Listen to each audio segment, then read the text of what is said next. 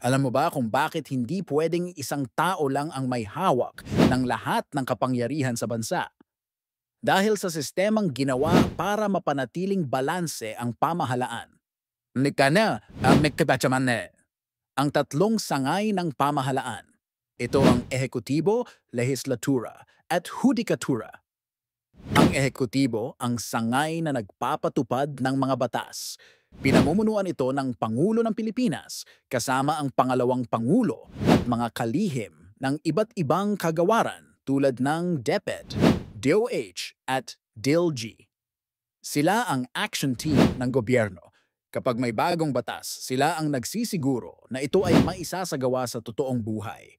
Halimbawa, kung may batas tungkol sa kalikasan, ang DENR ang kikilos para ipatupad ito. Samantala, ang lehislatura naman ang gumagawa ng mga batas. Binubuo ito ng Kongreso na may dalawang bahagi, ang Senado at ang mababang kapulungan or House of Representatives. Ang mga senador ay gumagawa ng mga batas para sa buong bansa. Samantalang ang mga kongresista ay kumakatuon sa kani-kanilang distrito.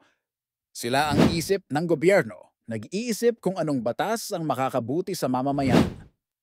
Ang pangatlong sangay ay ang hudikatura.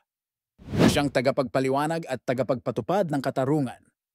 Pinamumunuan ito ng Korte Suprema, kasama ang mga hukom at mahistrado sa iba't ibang antas ng korte.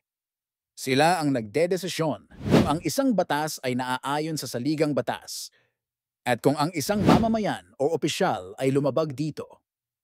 Sa madaling sabi, sila ang timbangan ng hustisya sa bansa. Kaya tandaan, ang ehekutibo ang nagpapatupad, ang lehislatura ang gumagawa, at ang hudikatura ang nagbibigay hustisya. Tatlong sangay, iisang layunin. Ang maglingkod sa bayan ng may balanse, hustisya, at kapayapaan. Ikaw, kung bibigyan ka ng pagkakataon, saang sangay mo gustong maglingkod?